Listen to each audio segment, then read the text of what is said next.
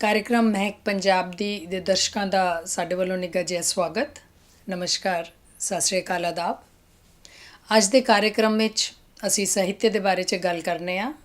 ਸਾਹਿਤਯ ਜ਼ਿੰਦਗੀ ਨੂੰ ਜੀਣੇ ਦੀ ਕਲਾ ਸਿਖਾਉਂਦਾ ਹੈ। ਸਾਹਿਤਯ ਭਾਵੇਂ ਨਾਵਲ ਦੇ ਰੂਪ ਵਿੱਚ ਹੋਵੇ, ਗੱਦਯ ਦੇ ਰੂਪ ਵਿੱਚ, ਪਦਯ ਦੇ ਰੂਪ ਵਿੱਚ, ਨਾਟਕ ਹੋਏ, ਹਰੇਕ ਤਰ੍ਹਾਂ ਦਾ ਸਾਹਿਤਯ ਜ਼ਿੰਦਗੀ ਦੇ ਉਹਨਾਂ ਪੱਖਾਂ ਦੇ ਨਾਲ ਸਾਨੂੰ ਰੂਬਰੂ ਕਰਾਉਂਦਾ ਹੈ ਜਿਨ੍ਹਾਂ ਦੇ ਵੱਲ ਅਸੀਂ ਕਦੇ ਨਹੀਂ ਜਾਣਾ। ਜ਼ਿੰਦਗੀ ਦੇ ਉਹ ਵਾਲੇ ਰੰਗ ਜਿਹੜੇ ਕਿ ਅਸੀਂ ਆਪਣੇ ਇਸ ਛੋਟੇ ਜਿਹੇ ਜੀਵਨ ਵਿੱਚ ਕਦੇ ਵੀ ਨਹੀਂ ਦੇਖ ਸਕਦੇ। ਅਤੇ ਸਾਹਿਤਯ ਦੀ ਇੱਕ ਬਹੁਤ ਹੀ ਖੂਬਸੂਰਤ ਵਿਧਾ ਹੈ ਗਜ਼ਲ, ਗੀਤ ਅਤੇ ਨਜ਼ਮ। ਅੱਜ ਦਾ ਕਾਰਜਕ੍ਰਮ ਇਸੀ ਦੇ ਉੱਪਰ ਅਤੇ ਸਾਡੇ ਅੱਜ ਦੇ ਮਹਿਮਾਨ ਹੈਗੇ ਹੈ श्री बलबीर तन्हा साहब। श्री बलबीर तन्हा साहब, आपका कार्यक्रम में स्वागत। बहुत बहुत धन्यवाद जी। सत श्री अकाल। मैनू बहुत खुशी है कि मैं अज कमलजीत होना दे प्रोग्राम महक पंजाब दे विच शिरकत कर रहे हैं। खास तौर पर शबनमजीत थोड़ा ते भुपिंदर जी का मैं बहुत बहुत धन्यवादी जिन्होंने मैनू सारी जनता सामने इत्थे कनेडा दे विच आउण दा मौका ते तुहाडे सारे सामने रूबरू होण दा मौका दिता। मैनू कोई भी किसी तरह की भी कोई तुसीं पुछना चाह रहे हो गलबात ते मेरे नाल कर सकते हो सी। ठीक है तन्हा साहब, सबसे पहले ਤਾਂ ਅਸੀਂ ਜਾਣਨਾ ਚਾਹਾਂਗੇ ਤੁਹਾਡੇ ਪਰਿਵਾਰ ਦੇ ਬਾਰੇ 'ਚ ਅਤੇ ਤੁਹਾਡੇ ਇਸ ਸਫ਼ਰ ਦੀ ਸ਼ੁਰੂਆਤ ਦੇ ਬਾਰੇ 'ਚ। मैं ਆਪਣੇ ਸਫ਼ਰ ਦੀ ਸ਼ੁਰੂਆਤ ਬਹੁਤ ਪਹਿਲਾਂ ਤੋਂ ਕੀਤੀ, ਬਚਪਨ ਦੇ ਵਿੱਚ ਤੋਂ ਹੀ ਸ਼ੁਰੂ ਹੋ ਗਿਆ ਸੀ ਮੈਂ। ਹਾਲਾਂਕਿ ਮਾਹੌਲ ਘਰ ਦਾ ਕੁਛ ਇੱਦਾਂ ਦਾ ਸੀਗਾ ਕਿ ਮੈਂ ਉਸ ਤੋਂ ਆਪਣੇ ਆਪ ਨੂੰ ਦੂਰ ਨਹੀਂ ਰੱਖ ਪਾਇਆ। ਮੇਰੇ ਘਰ ਦੇ ਵਿੱਚ ਬਹੁਤ ਭਗਤੀ ਦਾ ਮਾਹੌਲ ਸੀਗਾ। ਮੇਰੇ ਪਿਤਾ ਜੀ ਉਹਨਾਂ ਬਹੁਤ ਚੰਗਾ ਗਾਉਂਦੇ ਹੁੰਦੇ ਸੀ। ਉਹਨਾਂ ਨੂੰ ਦੇਖਾ ਦੇਖੀ ਮੈਨੂੰ ਵੀ ਸ਼ੌਕ ਪੈ ਗਿਆ ਇਸ ਲਾਈਨ 'ਚ ਜਾਣ ਦਾ। ਹੌਲੀ ਹੌਲੀ ਅੱਗੇ ਵਧਿਆ।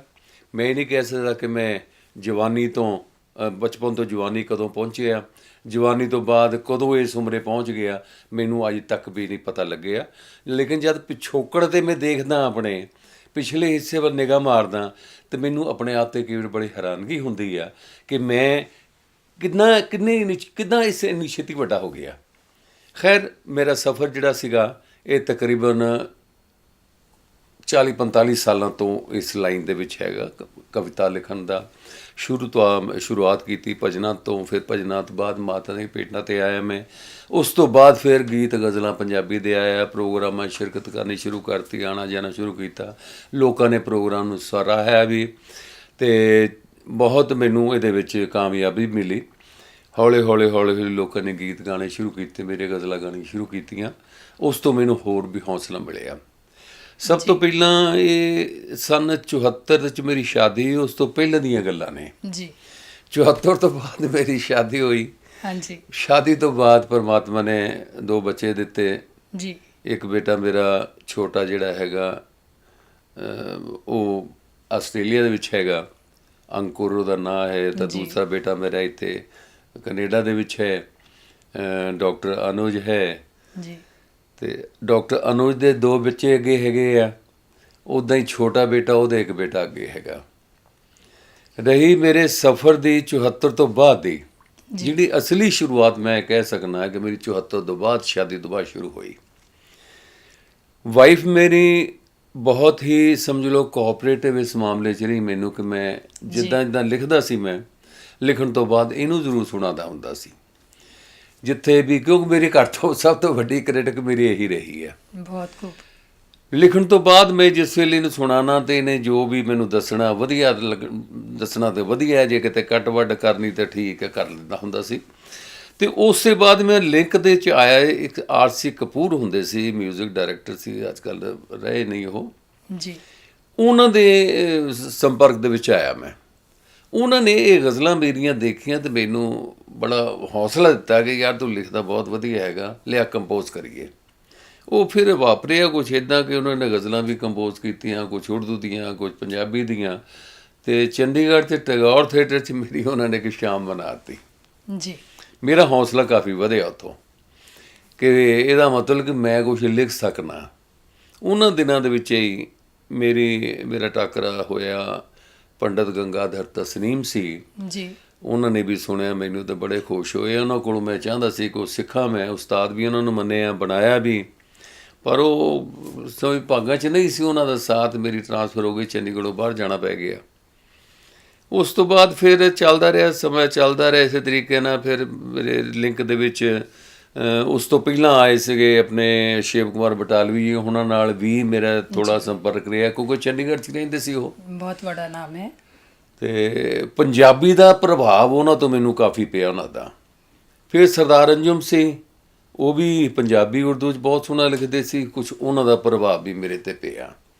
ਇਸੇ ਤਰੀਕੇ ਨਾਲ ਚੱਲਦਾ ਰਿਹਾ। ਤੇ ਫਿਰ ਹੁਣ ਅੱਜ ਕੱਲ੍ਹ ਜਨਾਬ BD ਕਾਲਿਆ ਹਮਦਮ ਸਾਹਿਬ ਨੇ ਜੀ, ਜਿਹੜੇ ਮੇਰੇ ਉਸਤਾਦ ਨੇ, ਜਿਨ੍ਹਾਂ ਕੋਲ ਮੈਂ ਕੁਝ ਬਰੀਕੀਆਂ ਗਜ਼ਲਾਂ ਦੀਆਂ ਲੈ ਰਹੀ ਹਾਂ। ਜੀ, ਤੇ ਇਸ ਦਾ ਮਤਲਬ ਜ਼ਿੰਦਗੀ 'ਚ ਅਸੀਂ ਸਿੱਖਦੇ ਹੀ ਰਹਿੰਦੇ ਹਾਂ।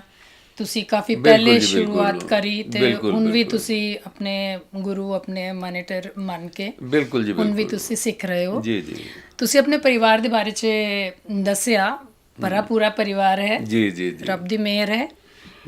ਤੇ ਤੁਸੀਂ ਆਪਣੇ ਨਾਂ ਦੇ ਅੱਗੇ ਜਿਹੜਾ ਤਕੱਲੁਸ ਰੱਖਿਆ ਹੈ, ਤਨਹਾ, ਜੀ ਜੀ। ਤੇ ਉਸ ਤਨਹਾਈ ਦੀ ਕੋਈ ਵਜ੍ਹਾ ਜਾਂ ਕਿਸ ਕਾਰਨ ਤੁਸੀਂ ਇਹ ਤਕੱਲੁਸ ਚੂਜ਼ ਕਰਿਆ? ਇੱਕ ਛੋਟਾ ਜਿਹਾ ਵਾਕਿਆ ਮੇਰੇ ਨਾਲ ਗੁਜ਼ਰਿਆ ਸੀ ਜੀ, ਕਿ ਚੰਡੀਗੜ੍ਹ 'ਚ ਇੱਕ ਮੁਸ਼ਾਇਰਾ ਸੀ ਹੋਇਆ। ਤੇ ਮੁਸ਼ਾਇਰੇ 'ਚ ਅਸੀਂ ਜਾ ਬੈਠੇ ਤੇ ਪਿੱਛੇ ਸੀਟਾਂ ਕੋਈ ਮਿਲੀ ਨਹੀਂ ਸਾਨੂੰ। ਬਿਲਕੁਲ ਪਿੱਛੇ ਸੀਟ ਤੇ ਮੈਂ ਤੇ ਮੇਰੇ 3-4 ਦੋਸਤ ਹੋਰ ਸੀ, ਉੱਥੇ ਬੈਠੇ ਸੀ। ਜੀ, ਮੈਂ ਉਹਨਾਂ ਦੇ ਨਾਲ 'ਚ ਭਜਨ ਲਿਖਦਾ ਹੁੰਦਾ ਸੀ, ਭੇਂਟਾਂ ਲਿਖਦਾ ਹੁੰਦਾ ਸੀ ਉਹਨਾਂ ਦੇ ਨਾਲ 'ਚ। ਬਿਲਕੁਲ ਪਿੱਛੇ ਜਾ ਕੇ ਬੈਠੇ ਸੀ, ਸੀਟਾਂ ਬੈਠੇ ਤੇ ਫਿਰ ਅਸੀਂ ਮੁਸ਼ਾਇਰਾ ਸੁਣ ਰਹੇ ਸੀ।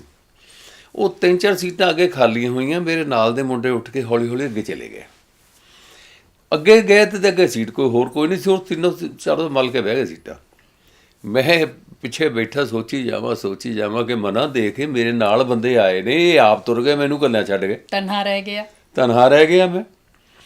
ਔਰ ਵੈਸੇ ਵੀ ਇੱਕ ਦੂਜੀ ਗੱਲ ਹੈ ਕਿ ਬੰਦਾ ਇਕੱਲਾ ਆਇਆ ਤਾਂ ਉਹਨੇ ਇਕੱਲੇ ਜਾਣਾ ਹੈ। ਜੀ ਬਾਕੀ ਤਾਂ ਵਿਚਲੀਆਂ ਗੱਲਾਂ ਤਾਂ ਸਾਰੀਆਂ ਰੌਣਕਾਂ ਹੀ ਨੇ, ਦੁਨੀਆ ਦੇ ਮੇਲੇ ਆ, ਦੇਖੋ ਤਾਂ ਤੁਰ ਜਾਓ। ਜੀ, ਬਹੁਤ ਤੋਂ ਉੱਥੋਂ ਫਿਰ ਤਨਹਾ ਮੈਂ ਆਪਣਾ ਫਿਲਾਸਫੀਕਲ ਗੱਲ ਤੁਸੀਂ ਕੀਤੀ ਜੀ, ਹੈ ਜੀ, ਕਿ ਜੀ। ਅਸੀਂ ਇਕੱਲੇ ਆਏ ਹਾਂ, ਇਕੱਲੇ ਜਾਣਾ ਹੈ। ਜੀ ਜੀ ਤੇ ਤਨਹਾ ਲਗਾਉਣੇ ਦੇ ਪਿੱਛੇ ਤੁਹਾਡੀ ਬੜੀ ਗਹਿਰੀ ਸੋਚ ਹੈਗੀ ਹੈ। ਜੀ ਜੀ ਜੀ ਤੁਸੀਂ ਦੱਸਿਆ ਕਿ ਤੁਹਾਡੀ ਜੀਵਨ ਸੰਗਨੀ ਸ਼੍ਰੀਮਤੀ ਜੀਵਨ ਜੋਤੀ ਜੀ ਜੀ ਜੀ ਤੁਹਾਡੇ ਵੱਡੇ ਕ੍ਰਿਟਿਕ ਹੈਗੇ, ਜੀ ਜੀ ਜਾਂ ਤੁਹਾਡੀ ਲੇਖਣੀ ਨੂੰ ਇੰਪਰੂਵ ਕਰਨੇ 'ਚ ਜੀ ਜੀ ਉਹਨਾਂ ਦਾ ਕਾਫੀ ਵੱਡਾ ਹੱਥ ਹੈਗਾ। ਜੀ ਬਿਲਕੁਲ ਜੀ ਬਿਲਕੁਲ। ਤੇ ਕਦੀ ਤੁਹਾਨੂੰ ਐਸਾ ਮਹਿਸੂਸ ਹੋਇਆ, ਕੋਈ ਅਹਿਸਾਸੇ ਕਮਤਰੀ ਮਹਿਸੂਸ ਹੋਇਆ ਕਿ ਮੈਂ ਅੱਛਾ ਲਿਖਣਾ, ਪ੍ਰਸ਼ੰਸਾ ਵੀ ਬਹੁਤ ਮਿਲਦੀ ਹੈ, ਕੋਈ ਐਸੀ ਮਹਿਫਿਲ, ਕੋਈ ਐਸੀ ਜਗ੍ਹਾ, ਕੋਈ ਐਸਾ ਵਿਅਕਤੀ ਜਿਸ ਦੇ ਕੰਮ ਨੂੰ ਦੇਖ ਕੇ ਸੁਣ ਕੇ ਤੁਹਾਨੂੰ ਲੱਗਿਆ ਹੋਏ ਕਿ ਨਹੀਂ, ਮੈਂ ਹਾਲੇ ਹੋਰ ਮੰਜ਼ਿਲਾਂ ਤੈਅ ਕਰਨੀ ਹੈ? ਇਸ ਤਰ੍ਹਾਂ ਹੈ ਜੀ ਕਿ ਮੈਂ ਜਿਤਨੇ ਵੀ ਲਿਖਣ ਵਾਲੇ ਹੈਗੇ ਆ, ਮੈਂ ਉਹਨਾਂ ਸਾਰਿਆਂ ਕੋਲੋਂ ਸਿੱਖ ਰਿਹਾ ਕਹਿ ਲਓ। ਬਹੁਤ ਕੁਛ ਨਾ ਕੁਛ ਹਰੇਕ ਕੋਲੋਂ ਸਿੱਖਦਾ। ਜੀ, ਬਾਕੀ ਕਮਤਰੀ, ਅਹਿਸਾਸੇ ਕਮਤਰੀ ਦਾ ਤਾਂ ਕੋਈ ਹੈ ਨਹੀਂ। ਮੈਂ ਤਕਰੀਬਨ ਇਹ ਸਮਝ ਲਓ ਕਿ ਬਈ ਜਿਹੜਾ ਬੰਦਾ ਸਿੱਖਦਾ ਹੈਗਾ ਉਹਨੂੰ ਅਹਿਸਾਸ ਕਮਤਰੀ ਦਾ ਨਹੀਂ ਹੁੰਦਾ। ਜੀ, ਲੇਕਿਨ ਇੰਨਾ ਜ਼ਰੂਰ ਹੈ ਕਿ ਜਿਹੜਾ ਸਿੱਖ ਰਿਹਾ ਬੰਦਾ, ਉਹਦੇ ਕੋਲ ਆਪਣੇ ਆਪ ਨੂੰ ਦੂਜਿਆਂ ਨੂੰ ਉੱਚਾ ਦਿੰਦਾ ਤੇ ਬੰਦਾ ਹਰੇ ਆਪ ਵੀ ਉਹਦੇ ਨਾਲ ਨਾਲ ਉੱਪਰ ਉੱਠਦਾ। ਬਹੁਤ ਬੜੀਆ। ਜਿੰਨਾ ਜ਼ਿਆਦਾ ਅਸੀਂ, ਉਹ ਕਹਿੰਦੇ ਆ ਵੰਡਣੇ ਵਾਲੇ ਦੇ ਲੱਗੇ ਮਹਿੰਦੀ ਦਾ ਬਿਲਕੁਲ ਜੀ ਰੰਗ, ਬਿਲਕੁਲ। ਕਿ ਅਸੀਂ ਜਿੰਨਾ ਆਪਣਾ ਗਿਆਨ, ਆਪਣਾ ਅਨੁਭਵ ਵੰਡਾਂਗੇ ਜੀ ਜੀ ਤੇ ਵੀ ਆਲਸੋ ਗੇਨ, ਸਾਨੂੰ ਜੀ, ਜੀ। ਵਾਪਿਸ ਵੀ ਮਿਲਦਾ ਹੈ। ਤन्हा ਸਾਹਿਬ, ਤੁਸੀਂ ਕੈਨੇਡਾ ਪਹਿਲੀ ਵਾਰ ਆਏ ਹੋ? ਜੀ ਪਹਿਲੀ ਵਾਰ ਆਇਆ ਜੀ, ਮੈਂ। ਤੇ ਪੰਜਾਬ, ਇਸ ਵਕਤ ਅਸੀਂ ਕਹਿੰਦੇ ਆ ਕਿ there are 3 types of Punjab ਹੈਗੇ ਆ। ਜੀ। ਇੱਕ ਤੇ ਚੜ੍ਹਦਾ ਪੰਜਾਬ, ਜੀ ਜਿਹੜਾ ਕਿ ਹਿੰਦੁਸਤਾਨ ਹੈ, ਇੱਕ ਲਹਿੰਦਾ ਪੰਜਾਬ ਜਿਹੜਾ ਪਾਕਿਸਤਾਨ ਹੈ, ਜੀ। ਤੇ ਇੱਕ ਪ੍ਰਵਾਸੀ ਪੰਜਾਬ। ਜੀ ਜੀ ਤੁਸੀਂ ਉਹਨਾਂ ਪੰਜਾਬਾਂ ਵਿੱਚ ਵਿਚਰਦੇ ਹੋ ਤੇ ਇੱਥੇ ਵੀ ਤੁਸੀਂ ਆਸਟ੍ਰੇਲੀਆ ਵੀ ਗਏ ਹੋ, ਜੀ, ਜੀ। ਇੱਥੇ ਦਾ ਪੰਜਾਬ ਤੁਸੀਂ ਦੇਖਿਆ ਹੈ। ਉੱਥੇ ਦੀਆਂ ਸਾਂਸਕ੍ਰਿਤਿਕ ਗਤੀਵਿਧੀਆਂ ਜੀ ਜੀ ਤੇ ਇੱਥੇ ਦੀਆਂ ਸਾਂਸਕ੍ਰਿਤਿਕ ਗਤੀਵਿਧੀਆਂ ਜਿਹੜੀਆਂ ਵੀ ਤੁਸੀਂ ਵਿਜ਼ਿਟ ਕਰੀਆਂ ਹੈ, ਦੇਖੀਆਂ ਹੈ, ਉਹਨਾਂ ਦੇ ਬਾਰੇ ਤੁਹਾਡਾ ਕੀ ਵਿਚਾਰ ਹੈ? ਕੀ ਪ੍ਰਭਾਵ ਤੁਸੀਂ ਇੱਥੋਂ ਲੈ ਕੇ ਜਾਂਦੇ ਹੋ? ਦੇਖੋ ਜੀ, ਆਪਣਾ ਮੇਰਾ ਪਿਛੋਕੜ ਪੰਜਾਬ ਦਾ ਹੀ ਹੈ, ਹਿੰਦੁਸਤਾਨ ਪੰਜਾਬ ਦੇ ਵਿੱਚ। ਮੈਂ ਡਿਸਟ੍ਰਿਕਟ ਹੁਸ਼ਿਆਰਪੁਰ ਨੂੰ ਬਿਲੋਂਗ ਕਰਦਾ। ਆਪਣਾ ਪਿੰਡ ਤਾਂ ਆਪਣਾ ਹੀ ਹੈ ਜੀ। ਜੀ, ਲੇਕਿਨ ਮੈਨੂੰ ਇੱਕ ਚੀਜ਼ ਦੇਖਿਆ ਕਿ ਉਹ ਪੰਜਾਬ ਪੰਜਾਬੀ ਤੇ ਪੰਜਾਬੀਅਤ ਜੋ ਇੱਥੇ ਕੈਨੇਡਾ ਦੇ ਵਿੱਚ ਆ ਕੇ ਮੈਂ ਮਹਿਸੂਸ ਕੀਤੀ ਆ, ਮੈਨੂੰ ਇਹੀ ਲੱਗ ਰਿਹਾ ਹੈ ਕਿ ਮਿੰਨੀ ਪੰਜਾਬ ਹੀ ਆ। ਜੀ ਔਰ ਮੈਂ ਭੁਪਿੰਦਰ ਸਾਹਿਬ ਮੱਲੀ ਸਾਹਿਬ ਬਾਅਦ ਜਦੋਂ ਮਿਲਿਆ ਸੀ, ਉਹਨਾਂ ਨਾਲ ਰੂਬਰੂ ਹੋਇਆ ਤੇ ਮੈਨੂੰ ਬੜੀ ਪ੍ਰਸੰਨਤਾ ਹੋਈ ਜਦੋਂ ਉਹਨਾਂ ਨੇ ਮੈਨੂੰ ਬੰਦਿਆਂ ਨੂੰ ਮਿਲਾਇਆ ਇੱਥੇ, ਤੇ ਮੈਨੂੰ ਬੜੀ ਖੁਸ਼ੀ ਹੋਈ। ਮੈਂ ਕਿਹਾ ਤਾਂ ਹੈਰਾਨ ਹੋ ਗਿਆ ਦੇਖ ਕੇ ਇੱਥੇ ਕਿ ਮੈਂ ਕਿਹਾ ਮੱਲੀ ਸਾਹਿਬ ਇੱਥੇ ਇਹ ਮਿੰਨੀ ਪੰਜਾਬ ਹੈ, ਇੱਥੇ ਵੀ ਸ਼ਾਇਰੋ ਸ਼ਾਇਰੀ ਚੱਲਦੀ ਹੈ, ਇੱਥੇ ਵੀ ਕਵਿਤਾਵਾਂ ਚੱਲਦੀਆਂ ਨੇ, ਮੁਸ਼ਾਇਰੇ ਹੁੰਦੇ ਆ। ਮੈਂ ਬੜਾ ਹੈਰਾਨ ਹੋਇਆ ਸੀਗਾ ਜੀ। ਤਾਂ ਮੈਨੂੰ ਕੁਝ ਬਹੁਤ ਜ਼ਿਆਦਾ ਵੱਡਾ ਫਰਕ ਨਜ਼ਰ ਨਹੀਂ ਆਇਆ ਇਸ ਫੀਲਡ ਦੇ ਵਿੱਚ। ਜੀ ਬਾਕੀ ਹੁਣ ਟਾਈਮ ਦੀ ਗੱਲ ਹੈ, ਮਾਹੌਲ ਦੀ ਗੱਲ ਹੈ, ਹੌਲੀ ਹੌਲੀ ਮੇਰਾ ਖਿਆਲ ਹੈ ਕਿ ਜਿਹੜਾ ਇਹ ਮਿੰਨੀ ਹੈਗਾ ਇਸੇ ਨੇ ਹੀ ਵੱਡਾ ਪੰਜਾਬ ਬਣ ਜਾਣਾ ਕਿਸੇ ਦਿਨ। ਜੀ ਇਹ ਤੁਹਾਡੀ ਗੱਲ ਬਿਲਕੁਲ ਸਹੀ ਹੈ ਕਿ ਇੱਥੇ ਬਹੁਤ ਕੌਨਸ਼ੀਅਸ ਤਰੀਕੇ ਨਾਲ, ਬਹੁਤ ਐਫਰਟ ਕਰਕੇ ਜੀ ਪੰਜਾਬ ਨੂੰ, ਪੰਜਾਬੀਅਤ ਨੂੰ ਤੇ ਪੰਜਾਬ ਦੀ ਜਿਹੜੀ ਦਰਸ਼ਨ ਹੈ, ਪੰਜਾਬ ਦੀ ਜਿਹੜੀ ਫਿਲਾਸਫੀ, ਵੇ ਆਫ ਲਾਈਫ ਹੈ, ਉਸ ਨੂੰ ਪ੍ਰੀਜ਼ਰਵ ਕਰਨੇ ਦੀ ਬਹੁਤ ਮਿਹਨਤ ਕੀਤੀ ਹੈ। ਮੈਂ ਦੇਖਿਆ ਕਿ ਬਹੁਤ ਲੋਕ ਮਿਹਨਤ ਕੀਤੀ ਹੈ। ਔਰ ਜਿਸ ਤਰੀਕੇ ਨਾਲ ਪੰਜਾਬੀ ਨੂੰ ਇੱਥੇ ਪੰਜਾਬ ਔਰ ਪੰਜਾਬੀ ਨੂੰ ਜ਼ਿੰਦਾ ਰੱਖਿਆ ਗਿਆ ਹੈ, ਮੈਨੂੰ ਬੜੀ ਹੈਰਾਨਗੀ ਜੀ ਹੋਈ ਇਸ ਚੀਜ਼ ਦੀ ਕਿ ਔਰ ਕਮਾਲ ਇਸ ਗੱਲ ਦਾ ਹੋਇਆ ਕਿ ਇੱਥੇ ਲੋਕਾਂ ਨੇ ਉਨੀ ਸ਼ਿੱਦਤ ਨਾਲ, ਉਨੀ ਮਿਹਨਤ ਨਾਲ ਇਸ ਨੂੰ ਜ਼ਿੰਦਾ ਰੱਖਿਆ। ਤਨਾ ਸਾਹਿਬ ਕਹਿੰਦੇ ਕਿ ਸੰਗਤ ਦਾ ਵਿਅਕਤੀ ਦੇ ਵਿਅਕਤੀਤਵ ਦੇ ਉੱਪਰ ਕਾਫੀ ਪ੍ਰਭਾਵ ਪੈਂਦਾ ਹੈ। ਜੀ ਤੇ ਕੋਈ ਐਸੀ ਇੰਸਟੀਟਿਊਸ਼ਨ, ਕੋਈ ਐਸੀ ਅਕੈਡਮੀ, ਕੋਈ ਐਸਾ ਸੰਸਥਾ ਜੋ ਤੁਸੀਂ ਜਿਸ ਦੇ ਮੈਂਬਰ ਹੋ, ਕੋਈ ਐਸੀ ਅਦਬੀ ਸੰਗਤ ਜਿੱਥੇ ਤੁਸੀਂ ਰੈਗੂਲਰ ਸਾਥੀਆਂ ਦੇ ਨਾਲ ਮਿਲ ਕੇ ਆਪਣੇ ਸਾਰੇ ਜਿਹੜੇ ਨਜ਼ਮ ਗਜ਼ਲ ਗੀਤ ਹੈ ਸ਼ੇਅਰ ਕਰਦੇ ਹੋ, ਉਹਨਾਂ ਦਾ ਤੁਹਾਡੇ ਉੱਪਰ ਕੋਈ ਪ੍ਰਭਾਵ?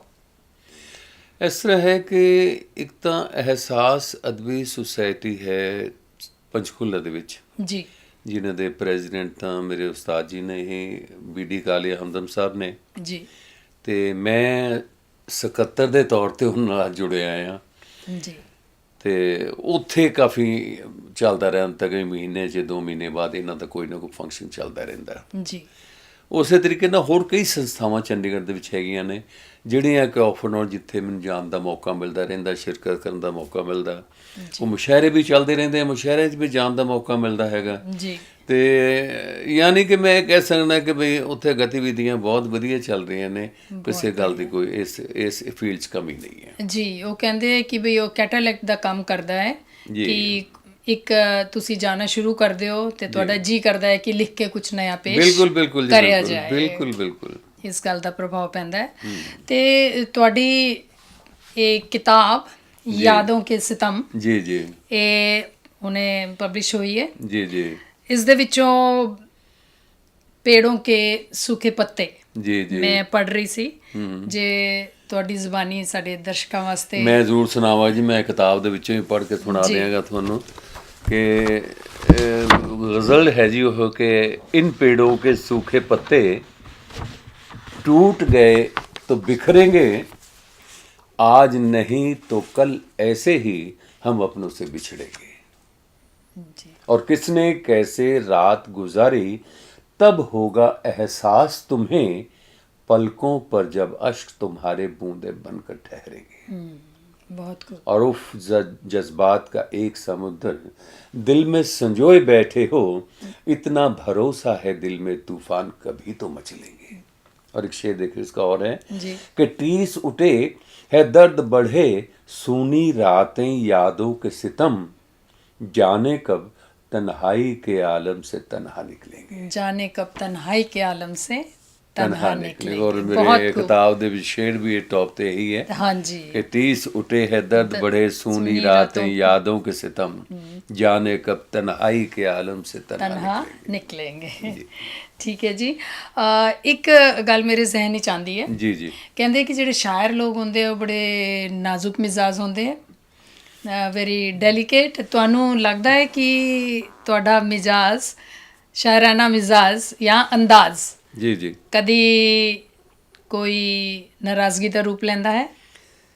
ਮੈਂ ਇਹਦੇ ਬਾਰੇ ਤੇ ਇੱਕੋ ਗੱਲ ਕਰ ਸਕਦਾ ਜੀ ਕਿ ਦਿਲ ਇੱਕ ਵਾਰ ਵਟਾ ਕੇ ਵੇਖ, ਮੇਰੀ ਜੂਨ ਹੰਢਾ ਕੇ ਵੇਖ। ਓਕੇ। ਦਿਲ ਇੱਕ ਵਾਰ ਵਟਾ ਕੇ ਵੇਖ, ਮੇਰੀ ਜੂਨ ਹੰਢਾ ਕੇ ਵੇਖ, ਇੱਕ ਵਾਰੀ ਤੂੰ ਆਪਣੇ ਅੰਦਰ ਅੱਗ ਇਸ਼ਕੇ ਦੀ ਲਾ ਕੇ ਵੇਖ। ਬਹੁਤ ਖੂਬ, ਬਹੁਤ ਖੂਬ, ਬਹੁਤ ਬੜੀਆ। ਤੁਸੀਂ ਪੰਜਾਬੀ ਦੇ ਨਾਲ ਨਾਲ ਹਿੰਦੀ ਉਰਦੂ ਦੇ ਵਿੱਚ ਵੀ ਤਨਾ ਸਾਹਿਬ ਆਪਣੀ ਲੇਖਣੀ ਦਾ ਰੰਗ ਜੀ ਜੀ ਉਕੇੜਿਆ ਹੈ। ਜੀ ਜੀ ਤੇ ਤੁਸੀਂ ਦੋਨੋਂ ਹੀ ਲੈਂਗੁਏਜਸ ਵਿੱਚ, ਰਾਦਰ ਤਿੰਨੋਂ ਲੈਂਗੁਏਜਸ, ਜੀ, ਕਿਆ ਜੀ। ਸ਼ੁਰੂ ਤੋਂ ਹੀ ਲਿਖਦੇ ਆਏ ਹੋ ਜਾਂ ਲਿਖਦੇ ਲਿਖਦੇ ਫਿਰ ਤੁਹਾਨੂੰ ਲੱਗਿਆ ਕਿ ਆਪਣੀ ਭਾਵਨਾ ਤੁਸੀਂ ਦੂਸਰੀ ਲੈਂਗੁਏਜ ਵਿੱਚ ਵੀ ਮੇਰੀ ਪਾ ਸਕਦੇ ਮੇਰੀ ਹੋ? ਜਿਹੜੀ ਸ਼ੁਰੂਆਤ ਹੋਈ ਸੀ ਉਹ ਤਕਰੀਬਨ ਹੋਈ ਸੀ ਪਹਿਲਾਂ ਹਿੰਦੀ ਔਰ ਪੰਜਾਬੀ ਤੋਂ। ਜੀ ਹੌਲੀ ਹੌਲੀ ਹੌਲੀ ਹੌਲੀ ਉਹਦੇ 'ਚ ਉਰਦੂ ਮਿਕਸ ਹੋਣਾ ਸ਼ੁਰੂ ਹੋ ਗਿਆ। ਜੀ ਫਿਰ ਮੈਨੂੰ ਉਰਦੂ ਪੜ੍ਹਨਾ ਪਿਆ ਇਸ ਚੀਜ਼ ਦੇ। ਫਿਰ ਯੂਨੀਵਰਸਿਟੀ ਜੁਆਇਨ ਕੀਤੀ, ਸਰਟੀਫਿਕੇਟ ਕੋਰਸ ਉਰਦੂ ਦਾ ਕੀਤਾ, ਉਰਦੂ ਦਾ ਗਿਆਨ ਹਾਸਲ ਕੀਤਾ। ਤੇ ਹੁਣ ਉਸਤਾਦ ਜੀ ਨਾਲ ਬੈਠਦਾ ਹੈ, ਹਮਦਮ ਸਾਹਿਬ ਨਾਲ, ਕੁਝ ਲਫ਼ਜ਼ਾਂ ਦਾ ਜਿੱਥੇ ਪਤਾ ਲੱਗਦਾ ਹੈ, ਨਵੇਂ ਨਵੇਂ ਲਫ਼ਜ਼ ਉਹਨਾਂ ਕੋਲੋਂ ਸੁਣਨ ਨੂੰ ਮਿਲਦੇ ਨੇ। ਜੀ ਤੇ ਇਸੇ ਤਰੀਕੇ ਨਾਲ ਪੋਇਟਰੀ ਪੜ੍ਹੀ ਦੀ ਵੀ ਹੈ। ਜਿਸ ਤਰ੍ਹਾਂ ਵੀ ਕੋਈ ਰਸਾਲਾ ਆ ਗਿਆ, ਕੋਈ ਨਵਾਂ ਸ਼ਾਇਰ ਆ ਗਿਆ, ਉਹਨਾਂ ਦੀ ਪੋਇਟਰੀ ਪੜ੍ਹੀ ਦੀ, ਉਰਦੂ ਦੇ ਲਫ਼ਜ਼ ਦੇਖੀ ਦੇ। ਹੌਲੀ ਹੌਲੀ ਹੌਲੀ ਹੌਲੀ ਇਹ ਗਿਆਨ ਵੱਧਦਾ ਜਾ ਰਿਹਾ ਹੈ। ਤੁਹਾਨੂੰ ਦੱਸਿਆ ਕਿ ਵੀ ਉਮਰ ਸਾਰੀ ਸਿੱਖਣ ਦੀ ਹੈ। ਜੀ ਜੰਮਣ ਤੋਂ ਲੈ ਕੇ ਮਰਨ ਤੱਕ ਬੰਦਾ ਕੁਛ ਨਾ ਕੁਛ ਸਿੱਖਦਾ ਹੀ ਹੈ, ਔਰ ਹਰੇਕ ਕੋਲੋਂ ਸਿੱਖਦਾ। ਕਦੀ ਉਹ ਛੋਟੇ ਕੋਲੋਂ ਸਿੱਖਦਾ, ਜੀ ਕਦੀ ਬੜੇ ਕੋਲੋਂ ਸਿੱਖਦਾ। ਜੀ ਉਹ ਕਹਿੰਦੇ ਨਾ ਕਿ अपने एक शेर सेगा मेरा कि जब से जन्मा तब से देखा रोता रहता है। जब से जन्मा तब से देखा रोता रहता है, हर एक के भीतर एक बच्चा रोता रहता है। हर एक के अंदर एक बच्चा है। और मुंसिफ को जो कहना होता है कह जाता है, लेकिन मुजरिम गर हो सच्चा रोता रहता है।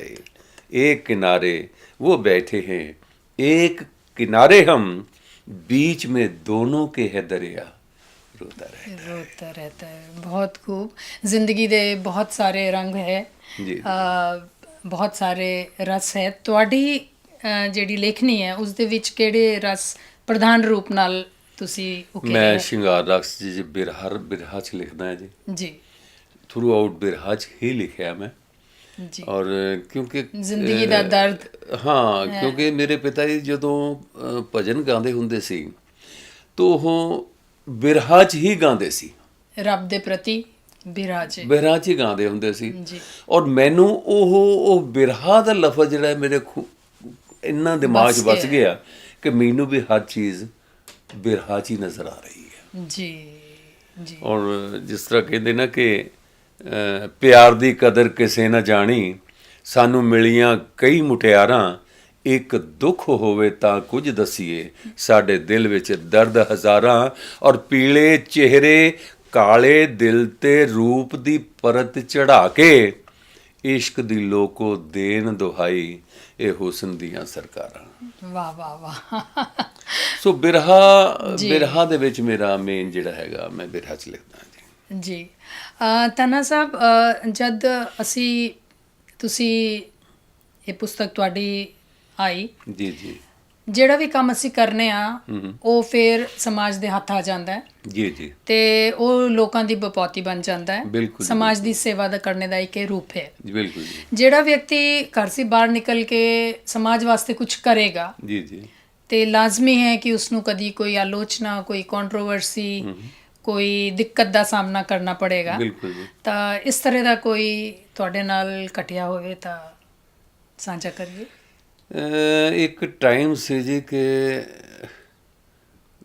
ਮੇਰੇ ਗੀਤ ਔਰ ਗਜ਼ਲਾਂ ਲਿਖ ਛੱਡਦਾ ਸੀ, ਪਏ ਸੀ ਕਾਗਜ਼ 'ਚ, ਆ ਜਾਣਾ ਯਾਰ ਦੋਸਤ ਆਣੇ ਸੁਣਨੇ। ਤੇ ਇੱਕ ਮੇਰੇ ਦੋਸਤ ਸੀਗੇ, ਲੈ ਗਏ ਮੇਰੇ ਕੋਲੋਂ ਜੀ ਗਜ਼ਲ ਗੀਤ ਲੈ ਗਏ। ਜਨਰਲੀ ਉਹਨਾਂ ਨੇ ਕੰਪੋਜ਼ ਮੈਨੂੰ ਬਹੁਤ ਕੀਤਾ, ਪੰਜਾਬੀ 'ਚ ਵੀ ਉਹਨਾਂ ਨੇ ਕਾਫੀ ਗਵਾਇਆ ਉਹਨਾਂ ਨੇ, ਤੇ ਉਰਦੂ 'ਚ ਵੀ ਕਾਫੀ ਗਜ਼ਲਾਂ ਕੰਪੋਜ਼ ਕਰਵਾਈਆਂ ਨੇ, ਔਰ ਲੋਕਾਂ ਨੇ ਗਾਈਆਂ ਵੀ ਬਹੁਤ ਨੇ ਜੀ। ਉਹ ਲੈ ਗਏ ਮੇਰੇ ਕੋਲੋਂ ਤੇ ਗੀਤ ਉਹਨਾਂ ਨੇ ਕੰਪੋਜ਼ ਕੀਤੇ ਤੇ ਬੰਬੇ ਲੈਵਲ ਦੇ ਸਾਧਨਾ ਸਰਗਮ ਜੀ ਕੋਲੋਂ ਗਵਾਤੇ ਤੇ ਵਿਨੋਦ ਰਾਠੌਰ ਜੀ ਕੋਲੋਂ ਗਵਾਤੇ ਸੀ।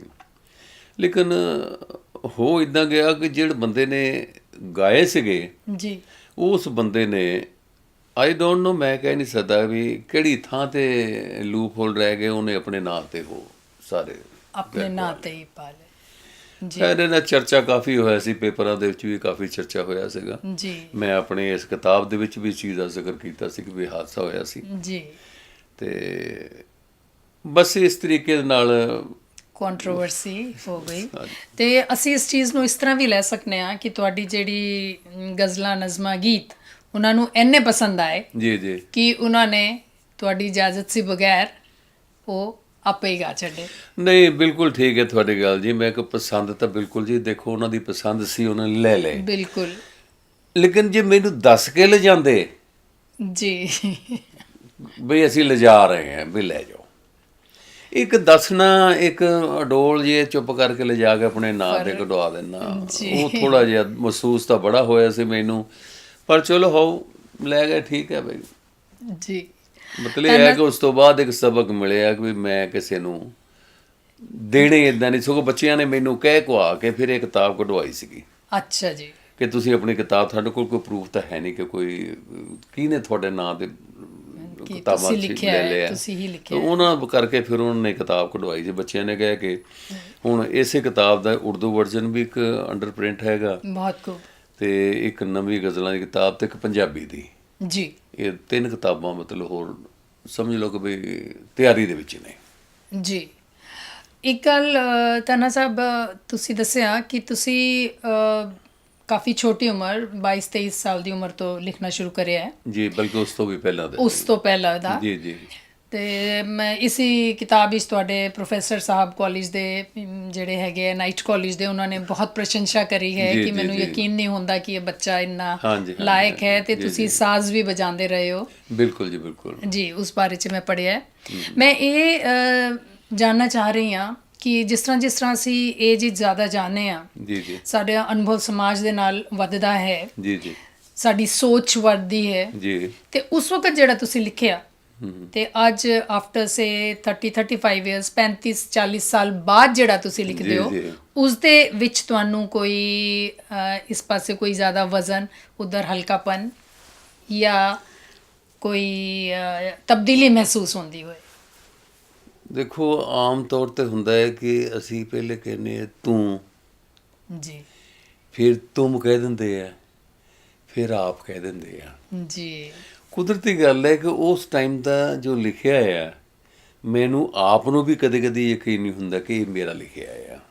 ਜੀ ਹੌਲੀ ਹੌਲੀ ਹੌਲੀ ਹੌਲੀ ਨੈਚੁਰਲੀ ਨਿਖਾਰ ਤਾਂ ਆਉਂਦਾ ਹੀ ਹੈ, ਕੋਈ ਸ਼ੱਕ ਇਹਦੇ 'ਚ ਨਹੀਂ ਹੈਗਾ, ਪਰ ਉਦੋਂ ਦੀ ਬਿਰਹਾ ਦੇ ਵਿੱਚ ਤੇ ਹੁਣ ਦੀ ਬਿਰਹਾ 'ਚ ਮੈਨੂੰ ਕੋਈ ਖਾਸ ਫਰਕ ਨਜ਼ਰ ਨਹੀਂ ਆਇਆ। ਜੀ ਬਿਰਹਾ ਦਾ ਭਾਵ ਉਹੀ ਹੈ। ਬਿਰਹਾ ਦਾ ਭਾਵ ਉਹੀ ਹੈ ਕਿ ਜਿੱਦਾਂ ਅਸੀਂ ਕਿ ਇੱਕ ਪੰਜਾਬੀ ਦੇ ਵਿੱਚ ਤੁਹਾਨੂੰ ਸੁਣਾਉਣਾ ਹੈ ਕਿ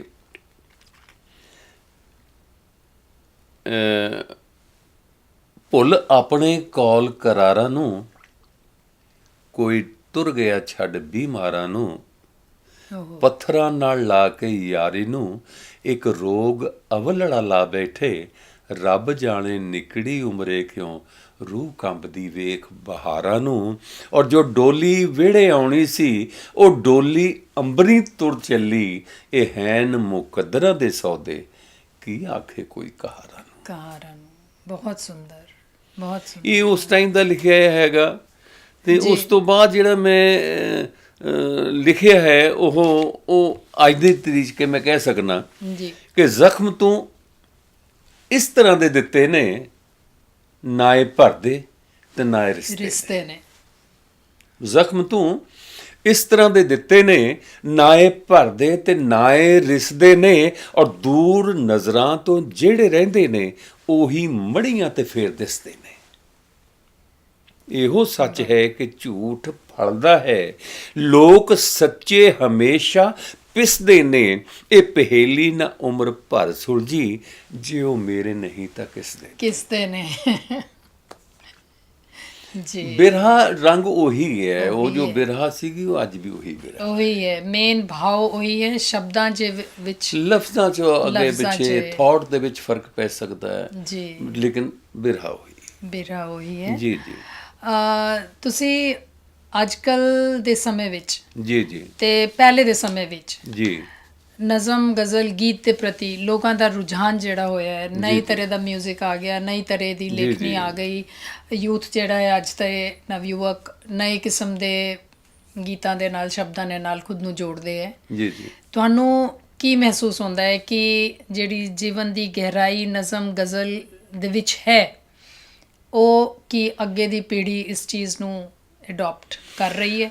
ਇੱਦਾਂ ਹੈ ਕਿ ਅੱਜ ਕੱਲ੍ਹ ਦਾ ਜੋ ਮਾਹੌਲ ਚੱਲ ਰਿਹਾ ਕਹਿ ਸਕਦੇ ਹਾਂ, ਹਰ ਕੋਈ ਬੰਦਾ ਬਿਜ਼ੀ ਹੈ ਜੀ ਹਰ ਕੋਈ ਬੰਦਾ ਆਪਣੇ ਆਪਣੀ ਥਾਂ ਤੇ ਆਪਣੇ ਆਪਣੀ ਥਾਂ ਦੁਖੀ ਆ। ਜੀ ਉਹ ਦੋ ਪਲ ਸਕੂਨ ਦੇ ਚਾਹੁੰਦਾ।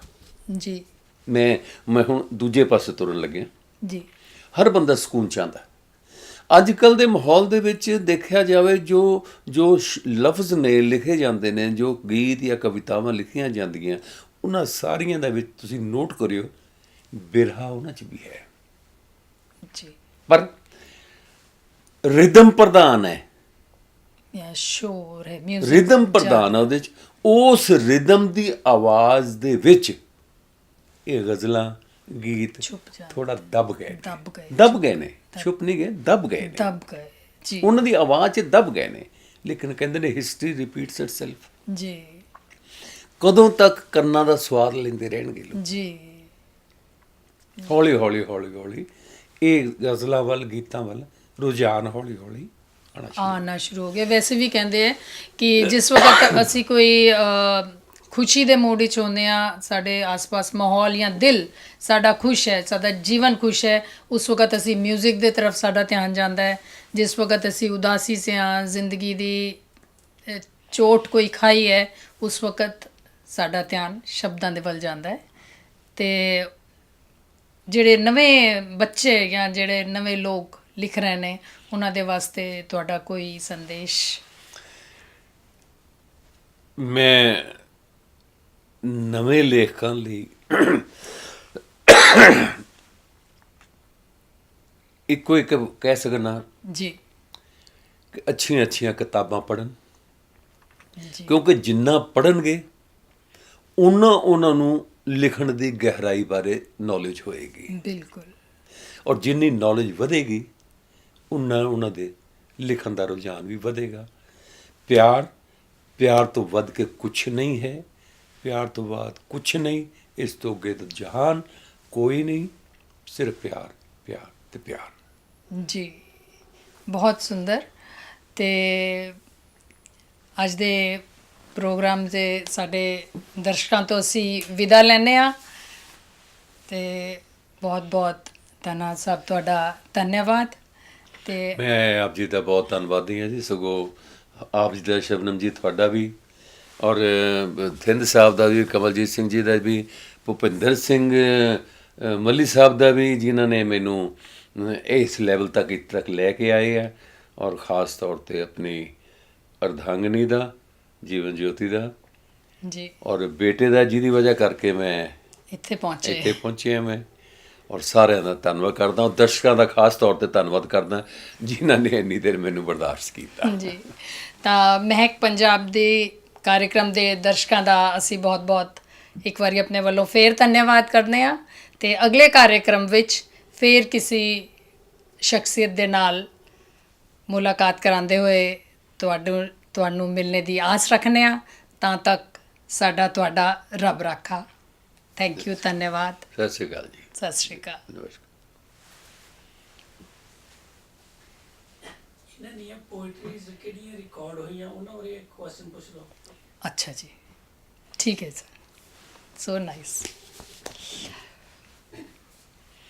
ਇਦਾਂ ਹੀ ਫਿਰ ਉਹ ਪੋਇਟਰੀ ਜੇ ਕੋਈ ਅੱਛਾ ਜੀ। ਵੀਡੀਓ ਫਿਲਮ ਬਣੀ ਹੋਈ ਉਹ ਕਿਸੇ ਤੇ? ਵੀਡੀਓ ਨਹੀਂ ਬਣਿਆ ਹੈ ਜੀ। ਇੱਕ ਵੀਡੀਓ ਬਣਾਇਆ ਸੀ, ਮੇਰੇ ਲੈਵਲ ਤੱਕ ਤਾਂ ਪਹੁੰਚਿਆ ਨਹੀਂ। ਆਡੀਓ ਹੈ ਮੇਰੇ ਕੋਲ, ਅੱਛਾ ਜੀ, ਆਡੀਓ ਹੁਣ ਵੀ ਹੈ ਮੇਰੇ ਕੋਲ। ਠੀਕ ਹੈ। ਉਹਦੇ ਚਲੋ ਉਹ ਕੁਐਸਚਨ ਪੁੱਛ ਲਓ ਫਿਰ। ਕੁਐਸਚਨ ਠੀਕ ਹੈ। ਤੰਨਾ ਸਾਹਿਬ, ਤੁਸੀਂ ਦੱਸਿਆ ਕਿ ਤੁਹਾਡੇ ਗਜ਼ਲ ਗੀਤ ਜੋ ਹੈ ਉਹ ਬੰਬੇ ਫਿਲਮ ਇੰਡਸਟਰੀ ਵਿੱਚ ਜੀ ਕੁਝ ਲੋਕਾਂ ਨੇ ਗਾਏ ਹੈ। ਅਤੇ ਕਿਹੜੇ ਗੀਤ ਹੈ ਜਿਹੜੇ ਉਹ ਤੁਹਾਡੇ ਹੱਥੋਂ ਉਹਨਾਂ ਦੇ ਹੱਥ ਪਹੁੰਚ ਗਏ ਬਗੈਰ ਤੁਹਾਡੀ ਜਾਣਕਾਰੀ ਤੋਂ? ਮੈਂ ਸ਼ੁਰੂਆਤ ਚੰਡੀਗੜ੍ਹ ਤੋਂ ਹੀ ਕਰਦਾ ਜੀ। ਜੀ ਕਿ 1985 ਦੇ ਵਿੱਚ ਟੈਗੋਰ ਥੀਏਟਰ 'ਚ ਮੇਰੀ ਨਾਈਟ ਮਨਾਈ ਗਈ ਸੀ। ਆਰ.ਸੀ. ਕਪੂਰ ਸੀ ਉਸ ਵੇਲੇ ਮਿਊਜ਼ਿਕ ਡਾਇਰੈਕਟਰ ਜੀ ਤੇ ਕੰਪੋਜ਼ਰ। ਉਸ ਵੇਲੇ ਰਤਨਿਕਾ ਤਿਵਾੜੀ ਵਾਸ ਅ ਟੌਪ ਸਿੰਗਰ, ਜੀ ਲੜਕੀ ਸੀਗੀ। ਉਹਨਾਂ ਨੇ ਮੇਰਾ ਇਹ ਗੀਤ ਗਾਇਆ ਸੀ ਕਿ ਬੜਾ ਚੰਗਾ ਕੀਤਾ ਮਾਹੀ ਸਾਡਾ ਦਿਲ ਤੋੜ ਕੇ, ਅੱਖੀਆਂ ਸਲੋਨੀਆਂ ਨੂੰ ਹੋਰ ਕਿਤੇ ਜੋੜ ਕੇ। ਵਾਹ, ਇਹ YouTube ਤੇ ਵੀ ਹੈਗਾ ਅੱਛਾ। ਰਤਨਿਕਾ ਤਿਵਾੜੀ। ਫਿਰ ਬਰਜੇਸ਼ ਅਹੂਜਾ ਸੀ, ਵਰਿੰਦਰ ਬੱਚਨ ਮਿਊਜ਼ਿਕ ਡਾਇਰੈਕਟਰ ਚੰਡੀਗੜ੍ਹ 'ਚ ਅੱਜ ਕੱਲ੍ਹ ਵੀ ਹੈਗੇ ਨੇ। ਜੀ ਉਹਨਾਂ ਦੀ ਰਹਿਨੁਮਾਈ ਦੇ ਵਿੱਚ ਬਰਜੇਸ਼ ਅਹੂਜਾ, ਕੰਵਰ ਇਕਬਾਲ, ਰਾਜੀਵ, ਹੋਰ 2-3 ਸਿੰਗਰ ਚੰਡੀਗੜ੍ਹ ਦੇ, ਜੀ ਇਹਨਾਂ ਨੇ ਵੀ ਗਾਏ ਨੇ। ਇੱਕ ਪੂਨਮ ਜੀ ਹੁੰਦੇ ਸੀ, ਮੇਰੇ ਖਿਆਲ ਅਮਰੀਕਾ ਤੋਂ ਆਏ ਸੀਗੇ, ਉਹ ਵੀ 4-5 ਗੀਤ ਮੇਰੇ ਲੈ ਗਏ ਸੀ, ਉਹਨਾਂ ਨੇ ਵੀ ਗਾਏ। ਤੇ ਸਾਧਨਾ ਸਰਗਮ ਜੀ ਨੇ ਗਾਇਆ ਜੀ 2 ਗੀਤ ਗਾਏ ਉਹਨਾਂ ਨੇ ਮੇਰੇ। ਇੱਕ ਤਾਂ ਤੇਰੇ ਨਾਮ ਖਤ ਲਿਖੂं ਪੜ੍ਹ ਕੇ ਰੋਮ ਹਸੂं, ਹਾਲ ਐਸਾ ਅਗਰ ਹੋ ਤਾਂ ਫਿਰ ਕਿਆ ਲਿਖੂं। ਜੀ ਮੇਰੀ ਕਿਤਾਬ ਦੇ ਵਿੱਚ ਬਾਅਦ 'ਚ ਇਹਦੇ 'ਚ ਐਡ ਕੀਤਾ ਮੈਂ। ਜੀ ਔਰ ਵਿਨੋਦ ਰਾਠੌਰ ਜੀ ਨੇ ਜਿਹੜਾ ਗਾਇਆ ਸੀ, ਮੈਂ ਫਿਲਹਾਲ ਨਾਂ ਭੁੱਲ ਗਿਆ ਉਸ ਗੀਤ ਦਾ, ਧੀਰੇ ਧੀਰੇ, ਮੈਂ ਨਾਂ ਭੁੱਲ ਗਿਆ ਉਹਦਾ ਐਗਜ਼ੈਕਟਲੀ ਕਿ ਉਹਨਾਂ ਨੇ ਜੀ। ਗਾਇਆ। ਜੀ ਉਸ ਤੋਂ ਬਾਅਦ ਫਿਰ ਚੰਡੀਗੜ੍ਹ 'ਚ ਹੋਰ ਵੀ ਕਈ ਲੋਕਾਂ ਨੇ ਗਾਏ ਨੇ। ਈਵਨ ਸਕੂਲ ਦੇ ਵਿੱਚ, ਕਾਲਜਾਂ ਦੇ ਵਿੱਚ ਅੱਜ ਕੱਲ੍ਹ ਯੂਥ ਫੈਸਟੀਵਲ ਚੱਲਦੇ ਹੁੰਦੇ ਨੇ, ਜੀ ਜੀ ਉਹਨਾਂ 'ਚ ਕੰਵਰ ਇਕਬਾਲ ਸੀ, ਉਧਰੋਂ ਆਰ.ਸੀ. ਕਪੂਰ ਉਸ ਟਾਈਮ ਦੇ ਉੱਤੇ, ਤੇ ਵਰਿੰਦਰ ਬਚਨ। ਇਹਨਾਂ ਨੇ ਮੇਰੇ ਗੀਤ ਜਿਹੜੇ ਲਏ ਸੀ ਕਾਲਜਾਂ ਦੇ ਵਿੱਚ, ਭਜਨ ਲਏ। ਜੀ ਗੁੱਡ ਲੱਕ ਗਾਏ ਵੀ ਔਰ ਪ੍ਰਾਈਜ਼ ਵੀ ਵਿਨ ਕੀਤੇ ਇਹਨਾਂ ਨੇ ਯੂਥ ਬਹੁਤ ਫੈਸਟੀਵਲ ਬੜੀਆ, 'ਚ। ਬਹੁਤ ਬੜੀਆ। ਤੁਹਾਡੀ ਜਿਹੜੀ ਮੈਂ ਦਰਦ ਹੈ ਉਹ ਮੈਂ ਮਹਿਸੂਸ ਕਰ ਸਕਨੀ ਆ ਜੀ, ਕਿ ਜੀ। ਇਤਨੇ ਸਾਰੇ ਜਨਿਆਂ ਨੇ ਤੁਹਾਡੇ ਇੰਨੇ ਸਾਰੇ ਗੀਤ ਗਾਏ ਜੀ। ਤੇ ਉਸ ਦਾ ਸ਼੍ਰੇ ਉਹਨਾਂ ਨੇ ਆਪ ਲੈ ਲਿਆ। ਸ਼ਾਇਦ ਇसी ਕਾਰਨ ਕਾਪੀਰਾਈਟ ਕਰਨੇ ਦਾ ਜਿਹੜਾ ਜੀ, ਪ੍ਰਚਲਨ ਜੀ, ਹੈ ਉਹ ਜੀ। ਬਹੁਤ ਹੈ। ਇਤਨਾ ਜ਼ਿਆਦਾ ਹੈ ਕਿ ਹੁਣ ਸੋਸ਼ਲ ਮੀਡੀਆ ਦੇ ਜ਼ਮਾਨੇ ਵਿੱਚ ਛੋਟੀ ਜਿਹੀ ਵੀ ਗੱਲ ਕੋਈ ਲਿਖ ਦਿੰਦਾ ਹੈ ਤੇ ਵਿੱਚ ਆਪਣਾ ਕਾਪੀਰਾਈਟ ਬੰਦਾ ਪਾ ਦਿੰਦਾ ਹੈ। ਬਿਲਕੁਲ ਜੀ, ਬਿਲਕੁਲ। ਤੇ ਇਹ ਬੜੀ ਖੁਸ਼ੀ ਦੀ ਗੱਲ ਹੈ ਕਿ ਇਤਨੇ ਲੋਕਾਂ ਨੇ ਤੁਹਾਡੇ ਗੀਤ ਗਾਏ, ਬਟ ਅਫਸੋਸ ਹੈ ਕਿ ਉਸ ਵਿੱਚ ਤੁਹਾਡਾ ਨਾਂ ਨਹੀਂ ਆਇਆ। ਤੇ ਇਨਸ਼ਾਅੱਲਾ ਅਸੀਂ ਉਮੀਦ ਕਰਨੇ ਆ ਕਿ ਆਉਣ ਵਾਲੀਆਂ ਜਿਹੜੀਆਂ ਤੁਹਾਡੀਆਂ ਕਿਤਾਬਾਂ ਹੈਗੀਆਂ ਜਿਨ੍ਹਾਂ ਦੇ ਬਾਰੇ ਤੁਸੀਂ ਜ਼ਿਕਰ ਕਰਿਆ, ਜੀ, ਉਹ ਜੀ। ਜਲਦੀ ਹੀ ਸਾਡੇ ਦਰਸ਼ਕਾਂ ਦੇ ਹੱਥ ਆਉਣਗੀਆਂ। ਮੈਂ ਜਿਹੜੀ ਨਵੀਂ ਕਿਤਾਬ ਮੇਰੀ ਯਾਦ, ਉਹਦੇ 'ਚ ਗਜ਼ਲ ਹੈਗੀ ਹੈ ਮੇਰੀ ਜੀ कि अदा में शोखियाँ रखना, नज़र में नाज रखना, ਵਾਹ हमारा कत्ल करने को यही अंदाज रखना। ਵਾਹ और ये 1-2 शेर और सी कि सफ़र में हम सफ़र की खूबियाँ देखो तो अच्छा है, हज़ारों खामियाँ हो पर नज़रअंदाज रखना। ਜੀ और एक ਇਹਦੇ 'ਚ ਬਹੁਤ ਮਕਬੂਲ ਸ਼ੇਰ ਹੋਇਆ ਜੀ। ਔਰ ਮੇਰੇ ਉਸਤਾਦ ਜੀ ਤਾਂ ਖਾਸ ਤੌਰ ਤੇ ਮੈਨੂੰ ਇਸ ਚੀਜ਼ ਤੇ ਬਹੁਤ ਸ਼ਾਬਾਸ਼ੀ ਦਿੰਦੇ ਹੁੰਦੇ ਨੇ। ਹਾਂਜੀ। ਮੇਰੇ ਦੋਸਤ ਯਾਰਾਂ ਜਿਨ੍ਹਾਂ ਨੇ ਵੀ ਸੁਣੇ ਆ, ਹਾਂਜੀ। ਮੈਨੂੰ ਵਾਹ-ਵਾਹੀ ਬਹੁਤ ਮਿਲੀ ਇਹਦੇ 'ਚ ਹਾਂਜੀ। ਕਿ बुजुर्गों से मिलो तन्हा तो इतना याद रखना, न अपने कद से ऊंची तुम कभी आवाज़ रखना। ਵਾਹ ਵਾਹ ਬਹੁਤ ਸੁੰਦਰ, ਸੋ ਇਹ ਗਜ਼ਲ ਬੜੀ ਬਹੁਤ ਸ਼ੇਰ ਸੁੰਦਰ, ਕੁਝ ਮਕਬੂਲ ਕਾਫੀ ਹੋਏ ਨੇ ਇਹਦੇ 'ਚ। ਛੋਟੇ ਛੋਟੇ ਸ਼ਬਦਾਂ ਦੇ ਵਿੱਚ ਤੁਸੀਂ ਬਹੁਤ ਗਹਿਰੀ ਗੱਲ ਕਹੀ ਹੈ ਤੇ ਬੜੇ ਸੁੰਦਰ ਸੰਦੇਸ਼ ਤੁਸੀਂ ਦਰਸ਼ਕ ਆਪਣੇ ਫਿਰ ਤਾਂ ਸ਼ਰੋਤਾ ਖੈਰ ਤੱਕ ਜੀ ਜਿਨ੍ਹਾਂ ਪਹੁੰਚਾਏ ਨੇ ਹੈ। ਜੋ ਲੈ ਗਏ ਨੇ, ਹੁਣ ਮੈਂ ਕਹਿ ਤਾਂ ਕੁਝ ਨਹੀਂ ਸਕਦਾ। ਜੀ बस सिर्फ इतना ही कहूँगा कि छीन ली होंगी, चुराई होंगी किसी ने गज़लें, हमने दीवान नहीं बेचा है। घर में अखबार पुराना था वही बेचा है, घर का सामान नहीं बेचा है। यानी कि वो जो ले गए सो ले गए, उसके बाद भी बहुत सारा खजाना ਜਿਹੜਾ ਹੈ हाँ जी, हाँ जी, ਤੁਹਾਡੇ ਕੋਲ ਹੈ ਔਰ ਉਹ ਖਜ਼ਾਨਾ ਤੁਹਾਡੇ ਅੰਦਰ ਹੀ ਹੈ। ਤੇ ਅਸੀਂ ਉਮੀਦ ਕਰਨੇ ਆ ਵੀ ਤੁਸੀਂ ਇਸੇ ਤਰ੍ਹਾਂ ਸੇ ਆਪਣੇ ਇਸ ਨੇਕ ਕੰਮ ਦੇ ਵਿੱਚ ਅੱਗੇ ਵਧਦੇ ਰਹੋਗੇ ਤੇ ਸਾਡੇ ਕੋਲ ਤੁਹਾਡੀਆਂ बहुत बहुत ਹੋਰ शुक्रिया जी, ਕਿਤਾਬਾਂ ਆਉਣਗੀਆਂ। बहुत बहुत ਤੁਹਾਡਾ धन्यवाद। ਬਹੁਤ ਬਹੁਤ ਧੰਨਵਾਦ, ਸ਼ੁਕਰੀਆ। AAA Auto Body ਆਪਣੇ ਭਰਾਵਾਂ ਦੀ ਬਰਨਵੀ ਵਿੱਚ one of the biggest ICBC authorised auto body shop, ਜਿਨ੍ਹਾਂ ਕੋਲ ਐਕਸਪ੍ਰੈਸ ਵੈਲੇ ਸਰਵਿਸ ਤੋਂ ਇਲਾਵਾ ਐਕਸਪੀਰੀਅੰਸ ਅਤੇ ਸਰਟੀਫਾਈਡ ਟੈਕਨੀਸ਼ੀਅਨਸ ਵੀ ਹਨ ਤੇ ਬਿਨਾਂ ਸ਼ੱਕ hi tech computerised paint shop booth ਦੀ ਵੀ ਫੈਸਿਲਿਟੀ ਹੈਗੀ। ਤੁਹਾਡੇ ਸਾਰੀ ਜ਼ਰੂਰਤਾਂ ਲਈ ਜਿਵੇਂ ਡੈਂਟਿੰਗ, ਪੇਂਟਿੰਗ ਜਾਂ ਕੋਲੀਜਨ ਸਰਵਿਸਿਜ਼ ਲਈ ਫੋਨ ਕਰੋ Harmesh Sharma 6042991054. They can handle ICBC claim and inspection independently. ਕੀ ਹੋਇਆ? ਕਿਸ ਨਾਲ ਲੜਕੇ ਹੈਗੀਆਂ? ਤਾਂ ਹਰ ਵੇਲੇ ਮਜ਼ਾਕ ਹੀ ਸੁਝਦਾ ਹੈ। ਕੀ ਹੋਇਆ? ਆ ਮੰਮੀ ਡੈਡੀ ਨੂੰ ਇੰਡੀਆ ਤੋਂ ਸੁਪਰ ਵੀਜ਼ੇ ਤੇ ਮੰਗਾਉਣ ਲਈ ਇਮੀਗ੍ਰੇਸ਼ਨ ਨੇ ਮੇਰੀਆਂ ਗੁੱਡੀਆਂ ਕਮਾਈਆਂ ਪਈਆਂ ਨੇ। ਕੀ ਕਹਿੰਦੇ ਆ? ਕਦੇ ਕਦੇ ਆ ਪੇਪਰ ਲੈ ਕੇ ਆਓ, ਕਦੇ ਆ ਪੇਪਰ ਲੈ ਕੇ। ਓ ਮਾਈ ਗॉड, ਮੈਂ ਤਾਂ ਦੁਖੀ ਹੋ ਚੁੱਕੀ ਆ। ਬਸ ਇੰਨੀ ਗੱਲ ਤੋਂ ਘਬਰਾ ਗਈ? ਇੰਨੀ ਕੀ ਗੱਲ ਆ? ਜਦੋਂ ਆਪਾਂ ਨਾ ਕਰਾਉਨ ਇਮੀਗ੍ਰੇਸ਼ਨ ਦੇ ਰਾਜਪਾਲ ਹੋਟਲ ਨੂੰ ਮਿਲੇ ਨਾ ਤਾਂ ਉਹਨਾਂ ਨੇ ਕੰਮ ਮਿੰਟਾਂ ਸਕਿੰਟਾਂ 'ਚ ਕਰ ਦੇਣੇ ਨੇ। ਸੱਚੀ ਮੈਂ ਤਾਂ ਐਵੇਂ ਘਬਰਾ ਗਈ ਸੀਗੀ। 9057897744 ਹੈਰ ਮੋਟਰਸ ਵਾਲਿਆਂ ਦੇ ਸੈਂਕੜੇ ਗੱਡੀਆਂ ਛੋਟੀਆਂ ਵੱਡੀਆਂ ਫਨਾਸ ਨੇ ਕਰਦੇ ਤਲੀ ਤੇ ਚਾਬੀ ਧਰਦੇ ਲੈਣੀ ਵੈਨ ਕਾਰਗੋ ਜੇ ਲੈਣੀ ਵੈਨ ਕਾਰਗੋ ਜੇ ਭਾਵੇਂ ਪਿਕ ਅਪ ਲੈਣਾ ਚਾਹੇ ਟੱਕ ਮਿਲੋ ਇੱਕ ਮੇਰ ਅਜੀਤ ਸਿੰਘ ਹੈਰ ਵੇਟ ਥੋੜੀ ਕਰਦੇ। Hair Motors, 12375 King George Highway, Surrey. Call 580-7755. ਹੈਰ motors ਜਦ ਵੀ ਤੁਸੀਂ ਨਾਰਥ ਅਮਰੀਕਾ ਦੇ ਸਭ ਤੋਂ ਵੱਡੇ ਕੱਪੜਿਆਂ ਦੇ ਵੇਅਰ ਹਾਊਸ ਤੇ ਆਉਂਦੇ ਹੋ ਤਾਂ ਰੋਸ਼ਨ ਅਰੋੜਾ ਅਤੇ ਸੁਭਾਸ਼ ਚੰਦਰ ਤੁਹਾਡਾ ਖਿੜੇ ਮੱਥੇ ਸਵਾਗਤ ਕਰਦੇ ਹਨ। ਪੰਜਾਬ ਕਲੌਥ ਹਾਊਸ ਵਿੱਚ ਤੁਹਾਨੂੰ ਮਿਲਦੇ ਹਨ ਵਾਜਬ ਕੀਮਤਾਂ ਤੇ ਟੌਪ ਕੁਆਲਿਟੀ ਦੇ ਫੈਬਰਿਕਸ ਤੇ ਰੈਡੀਮੇਡ ਗਾਰਮੈਂਟਸ। ਲੇਡੀਜ਼, ਜੈਂਟਸ ਤੇ ਬੱਚਿਆਂ ਦੇ ਕੱਪੜੇ ਭਾਰਤ ਤੋਂ ਇਲਾਵਾ Japan, Korea, Indonesia, China, Pakistan, Europe ਤੋਂ ਮੰਗਵਾਉਂਦੇ ਹਨ। ਉੱਚ ਕੁਆਲਿਟੀ ਦਾ ਸਮਾਨ ਘੱਟ ਕਿਮਤਾਂ ਤੇ ਲੈਣ ਲਈ ਅੱਜ ਹੀ ਪਹੁੰਚੋ ਪੰਜਾਬ ਕਲੌਥ ਵੇਅਰ ਹਾਊਸ ਤੇ, ਜੋ ਕਿ 12725 80 ਐਵਨਿਊ ਤੇ ਸਥਿਤ ਹੈ। Phone number 604598 2880।